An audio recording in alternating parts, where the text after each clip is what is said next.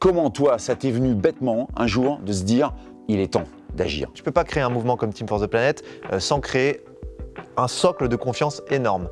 Et ben on a choisi la transparence à tous les niveaux. On est un vulgaire exploitant du monde, mais on aurait tout pour être les gardiens de ce monde. Ça a toujours été pour gagner de l'argent, des actions.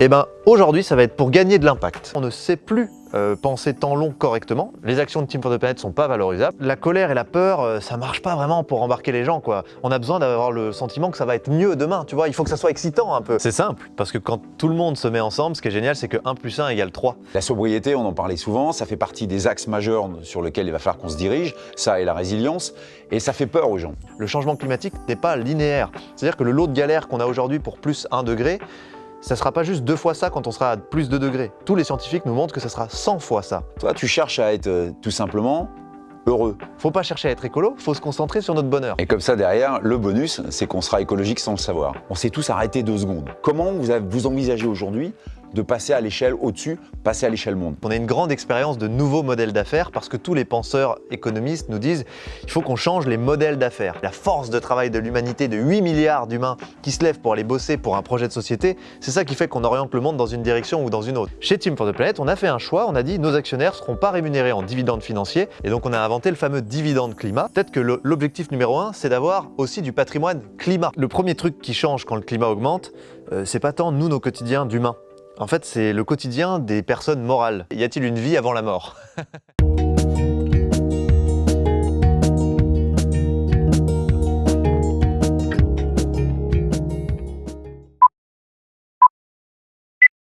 Allez, pour moi. Clap, courir pour Team for the Planet. Salut Arthur. Salut Philippe, très beau clap, hein, impressionnant. Ah, bah oui, mais tu sais, Il y a du métier. Ah oui, il y a du métier. Alors Arthur, est-ce que tu peux te présenter rapidement quand même que les gens au cas où ne te connaîtraient pas? Tu peux dire qui tu es? Non, tu vas commencer toi par te présenter parce qu'on a dit que c'était toi. C'est moi qui commence, moi. Ok, alors moi, je m'appelle Philippe Moreau. Je suis un coureur d'ultra, donc un gars qui court beaucoup sur des longues distances longtemps et qui est pris pour un fou, mais pour des causes qui sont nobles. Tu es un peu fou aussi ou pas? Ah, je suis un peu fou, mais il faut un peu de folie pour arriver à faire des choses intéressantes. Non, mais c'est bien de le dire aux gens quand même. Ouais. Et je suis entrepreneur depuis 30 ans et je suis depuis peu autoproclamé ambassadeur de Team for the Planet. Et toi alors, t'es qui?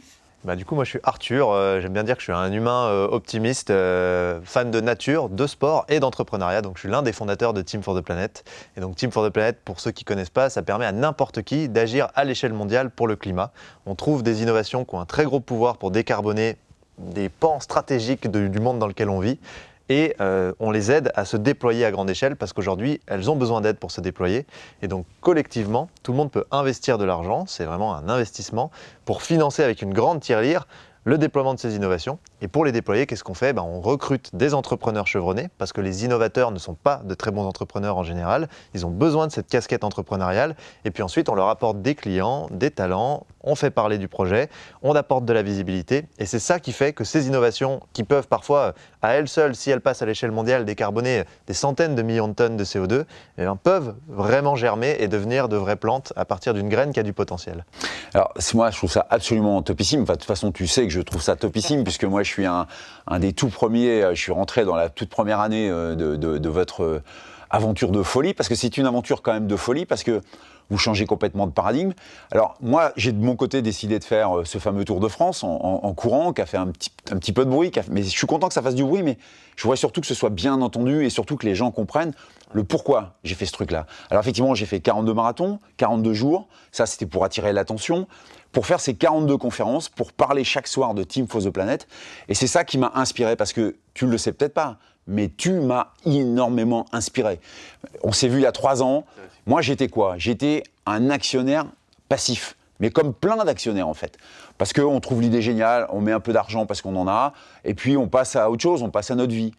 Et j'ai fait comme tout le monde, et j'ai fait ça pendant quelques années. Et puis je t'ai rencontré il y a 3 ans dans le cadre d'une autre interview, et tu m'as bouleversé, tu m'as impacté fortement. J'ai eu besoin d'une deuxième piqûre de rappel pour m'auto-proclamer ambassadeur, parce que je voulais absolument que plus de gens connaissent Team for the Planet. Alors en fait, moi ce qui m'intéresserait de savoir, c'est pourquoi, en fait, comment toi, ça t'est venu bêtement un jour de se dire « il est temps d'agir ». Il y a plusieurs choses. Moi, je viens d'un petit village perdu dans les montagnes du Haut-Bugey, c'est sur le massif du Jura entre Genève et Lyon. J'ai toujours grandi dans la nature, je l'ai vue luxuriante, je l'ai vue foisonnante, énormément de neige là où j'ai grandi. Et puis ensuite, je me suis un peu fait happer par l'entrepreneuriat sans avoir vraiment prévu. Moi, je me suis retrouvé en fac de sport et la vie a fait que l'entrepreneuriat m'a souri. J'ai commencé mes premières activités entrepreneuriales dans les communautés en ligne et puis ça a bien pris. J'ai vendu une première boîte, je me suis retrouvé à gérer l'Europe pour un gros réseau social américain. Et tout ça m'a amené dans une vie d'opulence où on était tout le temps à droite à gauche avec des célébrités, des gens millionnaires qui gagnaient plein d'argent. Et je me sentais pas forcément très heureux dans ce monde-là par rapport au monde dans lequel j'avais vécu la plupart de ma vie avant. Je voyais pas beaucoup d'yeux qui brillaient et je sentais que c'était pas vraiment un monde qui nous fait du bien en fait. C'est ce derrière lequel on court toute la journée, c'est ce qu'on nous vend en permanence à la télé comme étant le succès ultime. Et en fait, en allant le toucher du doigt très jeune, je me suis rendu compte que ça m'intéressait pas du tout. Et là, j'ai eu besoin et envie de revenir à mes fondamentaux, donc dans la nature, revenir un peu dans ce Haut-Bugey. Et en faisant le constat qu'il n'y avait plus de neige, parce que clairement, en une décennie, il n'y avait plus de neige du tout, en faisant le constat que les forêts avaient vraiment morflé parce qu'il y avait des invasifs, la pyrale du buis, le scolite qui détruisait vraiment beaucoup les pans de forêt, j'ai pris une grosse gifle quand même. Je me suis dit, purée, mais qu'est-ce qui se passe? Et j'ai eu vraiment ce besoin d'associer à la fois mon envie de retrouver la voie qui me rendait vraiment heureux. Et finalement, c'est une voie de simplicité souvent, de sobriété, mine de rien, dans nos comportements. Et de l'associer avec tout ce que j'avais appris dans l'entrepreneuriat pour me mettre au service de cette urgence climatique que je, comme tout le monde, avait plus ou moins en fond de tête, mais je ne m'étais jamais impliqué sur le sujet. Et donc là, j'ai eu vraiment un besoin viscéral de comprendre. Je suis assez boulimique des sujets, donc quand je suis rentré dedans, j'ai tout lu et je me suis dit je ne veux plus jamais consacrer une seule heure de ma vie à autre chose que à changer la vision que les humains portent sur la nature et à nous redonner notre place. Parce qu'aujourd'hui, on est un vulgaire exploitant du monde, mais on aurait tout pour être les gardiens de ce monde, pour être capable de faire en sorte qu'on vive sur une planète qui garde sa richesse, sa beauté, son équilibre, et qu'elle accepte de nous garder. Parce qu'on dit tout le temps qu'il faut sauver la planète, mais la planète, elle n'en a rien à foutre. Elle est là depuis 5 milliards d'années, elle va être là encore 5 milliards d'années. Le sujet, c'est est-ce qu'elle va nous garder? Et je me suis dit, on travaille 100 000 heures dans une vie, c'est beaucoup, c'est 11 années en cumulé. Si je travaille comme un malade pour en plus perdre le sens et niquer mon futur, autant que je fasse une grande sieste de 100 000 heures. Ok. Alors moi, ce que j'adore, c'est que tu as dit un mot que j'aime beaucoup. Et ça me fait penser à Pierre Rabhi. Pierre Rabhi, que beaucoup de gens connaissent, qui parlait de sobriété heureuse. Voilà. Et la sobriété, on en parlait souvent, ça fait partie des axes majeurs sur lesquels il va falloir qu'on se dirige, ça et la résilience, et ça fait peur aux gens. Ça fait peur aux gens. Et toi, tu as dit le mot juste, en fait. Toi, tu cherches à être tout simplement heureux. Comment je fais pour continuer de vivre sur cette planète qu'on adore tous, parce qu'elle est belle, elle est magnifique, elle est somptueuse. Nous, on a tendance à l'abîmer depuis qu'on est là, mais on a encore possibilité de rectifier. Et en fait, tu as parlé de ça, heureux. Je sais que tu as écrit un bouquin qui va bientôt paraître où ça transpire beaucoup, ce côté d'être heureux. Est-ce que tu peux nous en toucher deux mots, ta façon à toi d'être heureux sur cette planète? Ouais, bah écoute, c'est aussi des gens comme toi qui m'inspirent ça. Juste pour rebondir sur Pierre Rabhi, il avait écrit un livre qui s'appelait « Y a-t-il une vie avant la mort ?» Et c'était complètement lié à ça, parce que ce que plein d'auteurs comme ça amènent, et ce que j'amène dans mon livre, c'est qu'il ne faut pas chercher à être écolo, là. Il faut absolument chercher à retrouver le bonheur sincère. Et le problème, c'est qu'on est tous empêtrés dans une posture d'agent économique qui doit aller produire et consommer sans cesse plus. On est dans une roue de hamster et on nous dit pour te sortir de la roue de hamster, il faut que tu achètes une roue plus grande. Et donc on cherche à avoir plus de cash pour changer de roue et acheter une roue toujours plus grande, mais on ne sort pas de la roue du hamster. Et le sujet, c'est de sortir de cette roue du hamster. Et cette pression permanente qui fait qu'il n'y a jamais eu autant de burn-out, que la santé mentale s'effondre à plein d'égards, la santé tout court d'ailleurs, parce que l'espérance de vie aux États-Unis baisse, etc.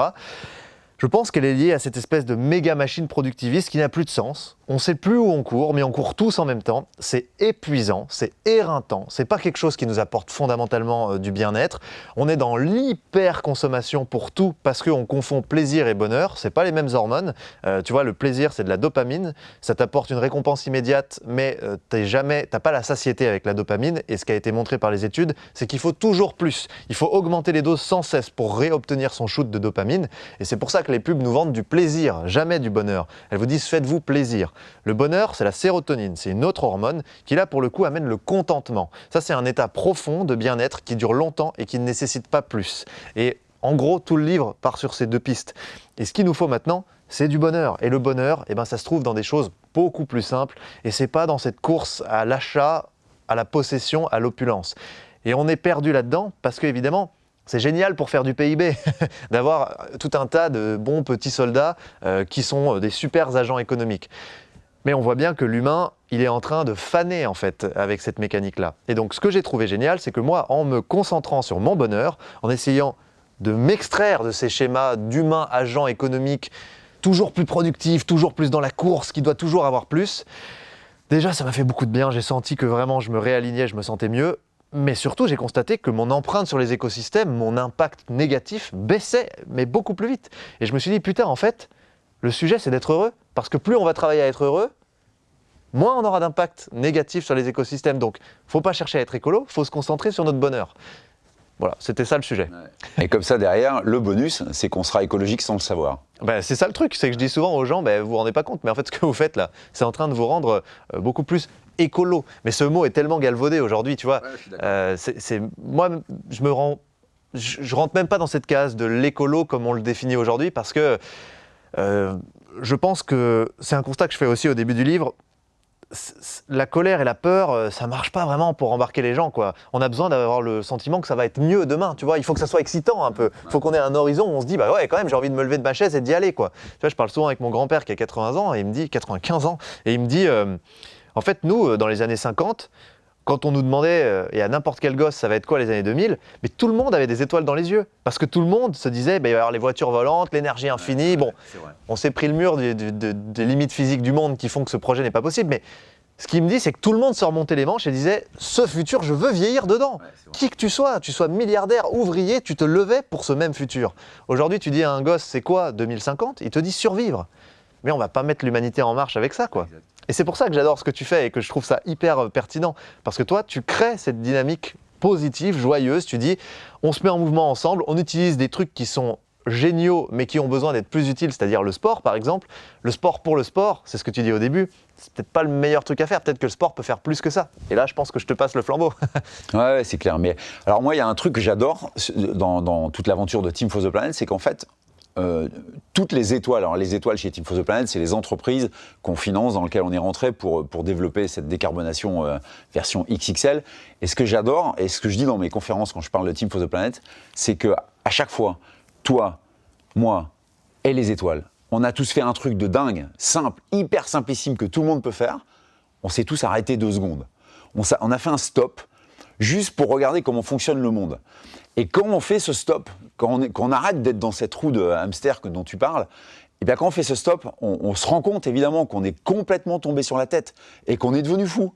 Et toutes nos étoiles ont fait ce stop-là et se sont dit, mais il faut corriger le tir. Quand tu vois Cool Roof, une de nos étoiles, Cool Roof, moi j'adore, j'en parle tous les soirs de cet exemple-là, parce que Cool Roof, c'est quand même un gars qui s'est dit, mais bon sang de bonsoir, mais on est bête, nos toits sont noirs. Donc on capte bien la chaleur, on la renvoie bien dans les bâtiments, et donc on allume nos clims. C'est stupide. Ben oui, c'est stupide. Il suffit de les peindre en blanc. Et lui, il a décidé, ben voilà, moi, avec mon petit niveau, je vais faire ça. Je vais peindre des toits en blanc. Mais c'est énormissime. S'il ne s'arrête pas 2 secondes pour voir ça, on ne fait pas ça. Or, c'est d'une efficacité incroyable. Donc ce que j'adore dans Team for the Planet, c'est qu'en fait, on s'arrête à chaque fois pour avoir la lucidité de repartir sur des bonnes lignes de conduite, quoi. Et en fait, la bonne nouvelle, parce que moi je suis un fondu de la bonne nouvelle, hein, tu me connais, je suis un fondu de la bonne nouvelle, c'est que c'est hyper simple. Et c'est pour ça, tu vois, j'articule toujours, les gens me demandent, tu fais 42 marathons, 42 jours, 42 conférences, tu fais des fois des interviews en 7 minutes, c'est-à-dire 420 secondes pour qu'il y ait toujours le chiffre 42. Pourquoi ? Et je leur réponds toujours, j'ai lu un livre qui s'appelle Le voyageur intergalactique d'Adam Douglas, et dedans il est dit que le chiffre 42, c'est la réponse universelle à tous nos problèmes. Alors évidemment, c'est un mythe, c'est un truc de science-fiction, mais c'est jamais là par hasard. Et comme un marathon, ça a la bonne idée de faire 42 bornes, je me suis dit, on va tout synthétiser sur ce chiffre, parce que ça va montrer à tout le monde qu'en fait, oui, c'est simple, arrêtons de nous prendre la tête. Ce qu'on fait avec Team for the Planet, au bout du compte, c'est complexe, ça met en œuvre ton écosystème. Mais c'est simple ou c'est pas simple ? C'est simple, parce que quand tout le monde se met ensemble, ce qui est génial, c'est que 1 + 1 = 3. Après, un cool roof, tu vois, peindre le toit en blanc, c'est une bonne partie de la réponse. Mais tu vois, il a fallu qu'ils inventent quand même une peinture à base de coquilles d'huîtres qui renvoie 95% du rayonnement solaire. Et du coup, ça fait baisser de 8 degrés en moyenne la température dans les bâtiments. On limite de 40% l'usage de la clim. Et il faut quand même le dire et le rappeler, la clim, c'est 10% de la consommation électrique mondiale. Et ça utilise des gaz qui sont 3000 fois plus réchauffants que le CO2. Et donc, d'un truc très simple, parce que les Grecs l'ont toujours fait, peindre leurs bâtiments en blanc, on finit par avoir un impact colossal sur les gaz à effet de serre. Et je précise qu'évidemment, en hiver, il ne faut pas chauffer plus, parce que souvent on nous demande ça. Ça serait un peu con si c'était complètement inutile en hiver. Ouais, le rayonnement solaire n'est pas du tout le même, il est beaucoup moins perpendiculaire, il est beaucoup plus comme ça en fait en hiver. Donc les toits sont bien moins exposés et il y a un facteur, il faudra redemander à Cool Roof, mais qui fait que c'est négligeable en fait en hiver. Voilà, pour l'instant. Alors, il y a une question qui m'interpelle aussi, c'est que on est un bébé, Team for the Planet, on est tout petit, on a 4 ans et demi maintenant, à l'heure où on se parle, et je vois ce qu'on a déjà fait. Enfin, moi je dis on parce que je m'implique en tant qu'ambassadeur, c'est pas moi qui ai créé le truc, c'est vous qui avez créé ce truc incroyablement génial, mais en tant qu'ambassadeur, je parle de on parce que je suis dedans, et on a fait déjà des trucs de fou en 4 ans, quoi. C'est 122 000 actionnaires à qui on dit rentrez dans l'actionnariat et on vous donnera jamais 1 euro de dividende financier. Tout le monde vous prend pour des tarés quand vous dites ça, quoi. Et en fait, on est dans une vraie révolution. Là, c'est un vrai changement de paradigme. Et les gens ont répondu présent, 122 000, 33 millions ou 32 millions, tu l'as dit tout à l'heure, et 15 boîtes déjà créées. Mais qu'est-ce que ça va être quand on sera 1 million ? Donc, on fait ce qu'il faut pour qu'on soit 1 million. Mais moi, ce qui m'intéresse, c'est la suite. C'est comment vous envisagez la suite. Alors, tu l'as dit, l'idéal, c'est que nous, on soit plus nécessaire. Donc, déjà, c'est un vaste boulot pour arriver à faire ça. Mais après, c'est passer à l'échelle, passer à l'autre échelle, l'échelle monde. Comment vous envisagez aujourd'hui de passer à l'échelle au-dessus, passer à l'échelle monde, maintenant qu'on a montré que ça marchait ? En fait, il faut que ça nous échappe. Et du coup, le sujet, c'est plus ce que l'on fait, c'est ce que l'on est. Et ce que l'on est, tu as raison, c'est le point qui est quand même crucial, c'est qu'on a une grande expérience de nouveaux modèles d'affaires parce que tous les penseurs économistes nous disent qu'il faut qu'on change les modèles d'affaires. Parce que l'humanité, elle fait le monde dans lequel on est en allant tous les jours se lever et aller au boulot. On oublie un peu ça, mais la force de travail de l'humanité, de 8 milliards d'humains qui se lèvent pour aller bosser pour un projet de société, c'est ça qui fait qu'on oriente le monde dans une direction ou dans une autre. Et donc les modèles d'affaires qui sont à l'origine de comment on oriente la force de travail de ces milliards d'humains tous les jours pour transformer le monde dans une direction ou dans une autre, c'est le cœur du réacteur absolu de ce qu'il faut aller toucher si on veut que la direction dans laquelle on oriente le monde soit la bonne. Et aujourd'hui, les modèles d'affaires, le problème, c'est qu'ils nous ont bloqués dans une direction qui est ultra extractiviste, qui est ultra productiviste, parce qu'il faut toujours faire plus de rendement, il faut toujours transformer 1 euro en 2 euros. Mais là, si on s'arrête un peu, comme tu dis, si on prend un peu de recul, on est un peu des écureuils en train de faire une montagne de glands alors qu'ils sont entourés par les flammes. Et donc il va falloir qu'on s'arrête et qu'on réfléchisse à ces fameux modèles d'affaires. Le problème, c'est que c'est compliqué. C'est pas un truc qu'on nous apprend à l'école, on nous en parle jamais, alors que c'est là que tout se joue, quoi. Et donc nous, notre vision pour l'après, c'est d'arriver à pousser le premier domino. C'est d'arriver à montrer que d'autres modèles d'affaires sont possibles. Et donc tu l'as dit, chez Team for the Planet, on a fait un choix, on a dit nos actionnaires ne seront pas rémunérés en dividendes financiers parce que leur argent qu'ils placent chez nous, il va se multiplier, il va travailler, comme on le dit tout le temps quand on te fait placer de l'argent.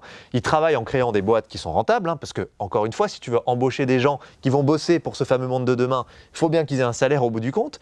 Et donc ces boîtes qui sont rentables, elles génèrent des plus-values qui remontent à Team for the Planet et que nous, on réutilise en permanence pour relancer de nouvelles boîtes qui décarbonent. Donc votre argent qui est placé, il se multiplie tous les ans. Et normalement, ça, dans un placement traditionnel, ça sert à ce qu'on vous en rétribue une partie et qu'on vous dise, grâce à votre argent qui travaille pour vous, vous vous enrichissez financièrement. Mais nous, ce qu'on propose aux actionnaires maintenant, c'est de dire peut-être que l'enrichissement financier, c'est plus l'objectif numéro 1, là, vu l'urgence. Peut-être que l'objectif numéro 1, c'est d'avoir aussi du patrimoine climat. Et c'est donc que votre argent travaille pour vous, mais travaille pour créer ce fameux monde de demain, l'accélérer, faire qu'il y ait de plus en plus de gens qui aillent travailler pour ce monde de demain. C'est ce à quoi sert votre argent quand il est placé chez Team, mais aussi à décarboner. Et donc, on a inventé le fameux dividende climat qui permet de matérialiser pour les actionnaires, donc les gens qui possèdent une entreprise. Ça paraît compliqué, ça paraît un peu mystique tout ça, parce qu'encore une fois, on ne nous l'apprend pas à l'école, mais c'est le cœur de ce qui va faire que le monde va changer. Et donc, j'invite tout le monde à se renseigner. Un actionnaire, c'est rien de plus que quelqu'un qui est copropriétaire, comme dans une copropriété, d'une partie d'une entreprise. Et donc, il n'y a rien de sorcier derrière ça. Et donc, tous ces gens-là, ils ont choisi de faire un pas de côté énorme, parce qu'ils ont dit, ça a toujours été pour gagner de l'argent, des actions. Aujourd'hui, ça va être pour gagner de l'impact. Et donc cet impact, c'est les dividendes climat en tonnes de CO2 évitées. Et là où je réponds à ta question, c'est qu'on voit que ça nous échappe complètement. Parce qu'en fait, le dividende climat, c'est devenu une association indépendante. Nous, on a fait la preuve de concept, on a fait une démonstration par l'exemple. On a eu la chance d'avoir une cinquantaine de grands experts carbone qui sont venus nous aider à créer ce truc pour notre propre cas d'usage. Parce qu'avec 100 000 actionnaires, bien sûr que tu commences à avoir besoin d'un truc un peu clair, vraiment audité, robuste, certifié.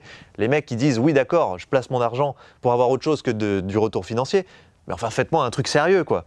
Et donc ce truc-là est en train de nous échapper complètement parce que maintenant Decathlon distribue des dividendes climat, des gros fonds d'investissement comme Demeter, tu vois, Vestiaire Collective, maintenant il y a Suez, il y a Veolia qui sont en train d'expérimenter la chose. Et c'est ça la prochaine étape, c'est qu'on aura été la petite expérience qui s'est placée un peu en avant pour que tous les autres se disent, bon, pourquoi est-ce qu'on ne se décalerait pas vers cet un peu en avant? Et si on réussit ça, c'est là qu'on aura de l'impact en fait. C'est pas si nous, on change les choses, le vrai gros impact. C'est si les autres changent pour se rapprocher de ce qu'on fait un petit peu ou de ce qu'on a initié et que ça permet d'avoir un effet d'échelle monstrueux. Et donc le dividende climat est l'exemple que ça peut marcher. Alors, pour terminer cette interview, je voudrais te demander un service. Si tu peux, parce que comme tu le sais, moi j'interviens dans les entreprises pour parler entre autres effectivement de la nécessité absolue de changer d'écosystème basé sur l'économie évidemment et l'environnement. Et j'explique à ceux qui veulent bien l'entendre que si on ne fait pas ça, il va y avoir de gros problèmes dans l'entrepreneuriat, ils vont juste mourir quoi. Et moi j'ai un problème majeur. Alors j'ai déjà une première bonne nouvelle, c'est que quand j'interviens dans les entreprises, la première bonne nouvelle c'est qu'elles sont de plus en plus au courant de ce qui se passe, elles font de plus en plus réellement des choses pour changer la donne. Par contre, elles ont toutes, quasiment toutes, sans exception, un problème majeur qui est un problème de temporalité. Et là, je ne sais pas quoi leur dire pour leur expliquer que c'est trop long. Alors, je leur dis d'une façon humoristique, quand ils me disent « Ouais, si, tu vois, on a monté un plan RSE vachement, on articule tout ça, on a une infrastructure basée sur l'environnement, la sauvegarde des matières. » Donc, c'est vrai, hein, ils le font vraiment, c'est super. Je dis « C'est super, c'est quoi ton horizon ? 2050 ?» Je dis « Il y a juste un petit problème, tu vois. C'est qu'en 2050, tu seras mort. Tu seras mort, c'est comme si moi, je te disais « Je vais traverser l'Australie en courant en 2082. » Ça mange pas de pain de l'écrire sur une charte. Sauf qu'en 2082, je serai mort. Et toi, ça sera pareil. Comment leur faire comprendre que la temporalité n'est pas si longue? En fait, ce qui est très important quand tu dis « vous serez mort », c'est potentiellement votre activité économique. Oui, parce que le premier truc qui change quand le climat augmente, c'est pas tant nous, nos quotidiens d'humains. En fait, c'est le quotidien des personnes morales. Et c'est ça qu'on a du mal à percevoir et que les chefs d'entreprise commencent à réaliser. C'est pour ça que les chefs d'entreprise commencent à se dire, mais en fait, ce sujet-là, c'est d'abord notre sujet. Parce que qu'est-ce qui se passe avec les augmentations de température partout et les dérèglements? Parce que c'est pas que de l'augmentation de température. Tu peux te choper des trucs, de la grêle et des gelées hyper tardives, et puis en février qu'il ait fait 25 degrés, donc que tout est bourgeonné. Mais qu'est-ce qui se passe? Le prix des matériaux augmente drastiquement, parce que du coup, il y a des grosses problématiques autour de l'agriculture, de l'alimentation. Le prix de la nourriture, du coup, augmente drastiquement. Le prix des denrées augmente. Et donc, qui est le premier à prendre tarif? Le monde économique. Et ça, il est en train de le voir. Et à côté de ça, les assurances commencent à dire « Ah, nous les gars, on vous assure plus, parce qu'en fait, c'est trop le bordel. » Donc, en effet, ils sont à risque de mort pour beaucoup d'activités. Et ça va faire que d'augmenter de manière exponentielle. Ça, c'est important de le dire. Le changement climatique n'est pas linéaire. C'est-à-dire que le lot de galères qu'on a aujourd'hui pour plus 1 degré, ça ne sera pas juste 2 fois ça quand on sera à plus 2 degrés. Tous les scientifiques nous montrent que ça sera 100 fois ça. Et donc, il faut bien comprendre cette exponentielle. Et le problème du temps long, comme tu le dis, c'est qu'en effet, on ne sait plus penser temps long correctement. Alors c'est un peu ambivalent parce qu'à la fois les entreprises n'arrivent plus à s'organiser pour penser temps long et donc comme elles sont tout le temps dans des impératifs de court terme, juste elles ne préparent pas ce qui est en train d'arriver, elles ne se mettent pas dans une posture de robustesse et donc elles sont dans une culture de la performance qui fait qu'elles ne sont pas résilientes. On l'a vu avec le Covid, il y a beaucoup de boîtes qui se sont dit finalement on va peut-être garder un peu de trésor quand même pour les prochaines décennies parce que l'hyper-performance ça ne marche pas très bien. Et en même temps, il faut agir très très vite. Là, moi, j'ai qu'une réponse à donner. Franchement, c'est toujours la même. C'est le collectif. En fait, c'est la même chose que pour un citoyen qui est tout seul et qui dit pisser sous la douche, ça ne va pas suffire. Une entreprise toute seule. Alors là, c'est un peu technique, mais en gros, dans la façon dont elle calcule son bilan carbone aujourd'hui, il y a plusieurs scopes. Scope 1, scope 2, scope 3. On ne rentre pas dans les détails, c'est juste pour vous faire ça très vulgairement. Scope 1 et 2, c'est moi et puis les gens que je touche directement, mes fournisseurs, mes clients, mes partenaires.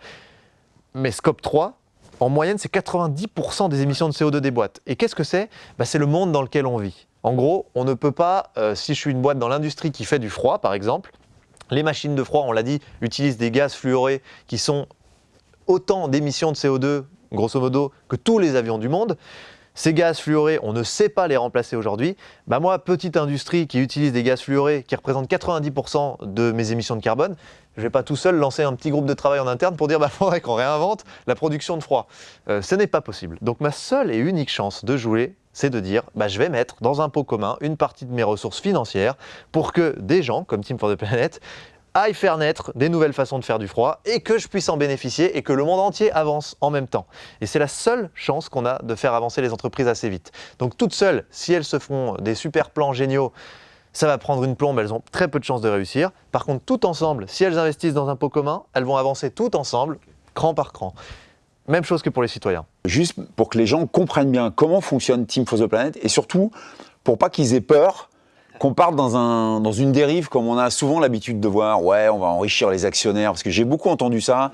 Ouais, bon, en fait, comment ça fonctionne économiquement parlant simplement, pour que les gens se disent, ouais, c'est clair, l'actionnariat, les 30 balles, les 50 balles, les 1000 balles, et 1 million selon les moyens, que je vais mettre, ça va bien servir à décarboner et pas à enrichir Arthur Obeuf. Ouais, alors ce qui est très bien, c'est qu'on est arrivé dans une époque où quand même les gens sont très suspicieux. Ouais. Et c'est une bonne chose en fait, parce qu'ils se sont pris tant de pyramides de Ponzi et de conneries sur les dents que je pense que c'est bien que les gens, tu vois, mais par contre, on a le droit d'être suspicieux, mais il faut faire le job derrière, d'aller vérifier que nos suspicions sont fondées ou non. Et donc nous, pour créer la confiance, parce que tu ne peux pas créer un mouvement comme Team for the Planet sans créer un socle de confiance énorme. Et ben on a choisi la transparence à tous les niveaux. Donc en gros, déjà, nos comptes sont publics. Donc on peut voir nos comptes. Donc quand on achète un ticket de métro, on peut le voir. C'est sur notre site internet. N'importe qui, même un non-actionnaire, peut le voir. Ensuite, ce qui est bien quand tu es actionnaire justement d'une entreprise versus le don dans une asso, c'est qu'en fait, tu peux suivre exactement ce qui se fait avec ton argent puisque tu as accès au plus haut niveau de décision et d'information qui est l'Assemblée générale. Et là encore, il y a des lois pour protéger les actionnaires, en France notamment, qui disent un actionnaire, s'il pose une question à l'équipe dirigeante lors d'une assemblée générale, il y a un temps pour ça, l'équipe dirigeante doit répondre. Elle est obligée de répondre, sinon elle peut être attaquée en justice. Donc tu vois, ça s'est organisé mieux dans le monde de l'entreprise, je trouve parfois, que dans l'asso, où tu sais pas trop où va ta thune, quoi. Et donc ça, je trouve que c'est une force aussi du monde de l'entreprise. Et après, pour créer cette confiance, bah, nous, on a aussi décidé de faire certaines choses. Donc déjà, ce qui est très clair chez Team for the Planet, c'est qu'on n'a pas le droit statutairement de dépasser 20% de l'argent qui est levé pour les frais de fonctionnement. Donc ça inclut les salaires de l'équipe, on est une petite équipe, on est 12, mais on a aussi pas mal de frais, notamment d'avocats. Quand on va sur une structure avant d'investir, pour protéger nos actionnaires, il faut qu'on s'assure que les mecs ne sont pas des charlots. Donc on fait ce qui s'appelle une due diligence, donc on va regarder si tout est carré, si les comptes sont robustes, si les mecs ne nous mentent pas, si l'innovation elle est bien vraie, donc on met un peu d'argent là-dedans. Mais heureusement qu'on le met cet argent, parce que si tu te plantes, là tu perds beaucoup derrière et c'est l'argent des actionnaires. Et puis nous, on a choisi de caper nos salaires à 4 fois le SMIC. Non pas qu'on pense que c'est pas bien de gagner plus, simplement c'est ce qui nous suffit très largement pour vivre, donc on n'y est pas encore, hein, mais un jour on sera là et c'est le maximum. Et puis on n'a aucune autre façon de s'enrichir au-delà de ça, rien, parce que les actions de Team for the Planet ne sont pas valorisables, on vient de l'expliquer pour qui que ce soit, tu ne peux pas gagner d'argent avec ça. Et nous-mêmes, on n'a même pas d'actions de Team for the Planet, parce qu'on a un commissaire aux comptes assermenté, indépendant, qui nous avait dit que ce serait une sorte de délit d'initié que vous ayez des actions, parce que vous pourriez voter en Assemblée Générale, alors que vous travaillez sur les process de sélection des innovations, donc c'est un peu biaisé. Et bien entendu, on est suivi par l'autorité des marchés financiers, qui justement est l'instance qui régule le fait qu'il n'y ait pas des pyramides de Ponzi en France, et qui, je peux vous jurer qu'avec 122 000 actionnaires, nous connaît très très bien, parce qu'ils nous ont souvent au téléphone, et il y a beaucoup de gens qui les appellent pour demander. Et donc on a un visa avec l'autorité des marchés financiers, qui vérifie que tout ce qu'on fait est bien en règle, en conformité. Alors moi, j'ai une toute dernière question, et puis je vais arrêter de dire que c'est la dernière question, mais c'est vraiment la toute dernière.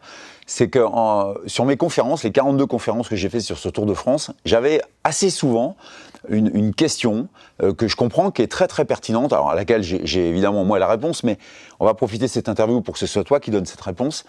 On a peur, beaucoup de gens ont peur de la vampirisation d'un gros actionnaire. Par exemple, tout le monde le sait, puisque maintenant ça a fait beaucoup de bruit, l'État français, via l'ADEME, est rentré dans l'actionnariat de Team for the Planet à une belle hauteur, puisqu'ils ont mis 5 millions d'euros. Donc il y a eu plein de bruit, plein de bêtises décrites là-dessus, etc. Mais c'est carré, c'est net, c'est précis, c'est un message d'une puissance incroyable de la part de l'État de montrer que, oui, effectivement, il faut changer de paradigme. Mais les gens me disent, ouais, mais maintenant, ceux qui mettent beaucoup d'argent, si un jour Total met 100 millions dans Team for the Planet, ils vont vous vampiriser. Alors moi, je connais la réponse. Vous avez été hyper prudent. C'est quoi cette prudence que vous avez mis en place? On a cette question depuis le jour 1. C'est-à-dire, on n'a même pas levé 1 euro qu'on nous disait, si Total met 100 millions. Bah déjà, les amis, avant qu'ils mettent 100 millions, va falloir qu'on bosse un peu. Et évidemment, on a prévu ce cas-là, parce qu'on commence à avoir des grands investisseurs. Le but, c'est pas qu'ils puissent prendre le contrôle. Donc le contrôle chez Team for the Planet, ça serait pas de pouvoir s'enrichir, parce que statutairement, ils pourraient pas. Donc c'est pas ça. Mais par contre, ils pourraient nous emmerder sur le choix des innovations. Ils pourraient dire en assemblée générale, celle-là, non, nous, on dit que c'est non. Tu vois, parce que elle intente un peu à notre business. Tu vois, par exemple, le truc qui permettrait de remplacer le pétrole, là, on part dans un délire, mais oui, Total, s'il a mis 100 millions dans Team aujourd'hui, il pourrait dire non, ça, on fait pas. Et donc, pour limiter ça, on a mis 2 règles en place. Déjà, la première, c'est que tu peux pas avoir plus de 25% de l'actionnariat de Team for the Planet. C'est pas possible, t'as pas le droit. Pourquoi 25%? Parce qu'en fait, ça ne permet pas de prendre des décisions majoritaires quand tu as moins de 25%. Donc, tu sais que la majorité est représentée par les autres. Quel que soit le montant que l'actionnaire va mettre. Justement, il ne peut pas mettre un montant, il peut pas mettre 100 millions aujourd'hui, Total. Ah ouais, d'accord. Il peut pas. On doit refuser le fait qu'il mette 100 millions. C'est statutaire. Hein. Donc, on lui dira, tu vas mettre tes 100 millions, mais étalé sur X années, et chaque fois qu'on atteint un tel palier qui te permet d'être en dessous de 25, tu les mets. Donc tu nous signes un truc, et petit à petit, tu les mets. Ça se passera comme ça. Okay. Et la deuxième règle que je trouve être la plus importante, c'est ce qui s'appelle la double majorité. Donc en gros, tu as 1 euro égale une voix. Ça, c'est ce qui se passe dans les boîtes. Donc là, Total, il explose, monsieur, j'ai pas mis beaucoup, tu vois, forcément. Mais nous, on a doublé ça avec une deuxième condition qui est un homme égale une voix également. Et il faut que ces 2 conditions soient d'accord. Et donc là, monsieur, j'ai pas mis beaucoup, qui a mis 1 euro, sa voix, elle vaut autant que Total qui a mis 100 millions. Total n'a pas mis, je précise. Et donc, ces 2 majorités, si elles sont contradictoires, il y a une mécanique de veto automatique qui s'applique. Ça annule la décision. Donc la décision est négative. Ok. Mais ça, c'est hyper important, je pense, de le dire, parce qu'il y a quand même plein de gens, tu vois, comme tu dis, qui a les doutes, la suspicion, tout ça. Et là, ça lève complètement le truc. Et on peut y aller serein. C'est ça qui est intéressant, on peut y aller serein. Mais en fait, ce qui est génial avec le collectif, c'est que justement, les gens sont exigeants. Quand tu as 122 000 actionnaires qui mettent de l'argent, ils te disent « vous avez pensé à ça, vous avez géré ça, comment vous gérez ça ?»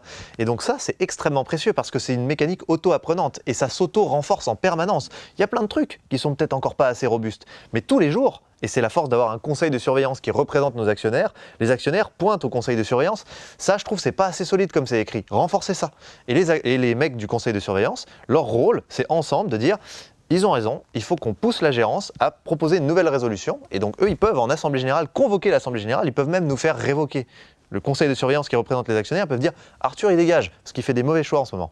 Donc, il y a du pouvoir, c'est ça qui est intéressant, il y a un contre-pouvoir. Et donc, ces conseils de surveillance, le but, c'est justement qu'ils prennent les infos des collaborateurs, des actionnaires, et qu'ils disent ouais, « Renforcez ça et ça ». Et c'est beau, parce que tu vois, le collectif permet à la structure de faire que de se renforcer, quoi. Ah, c'est top.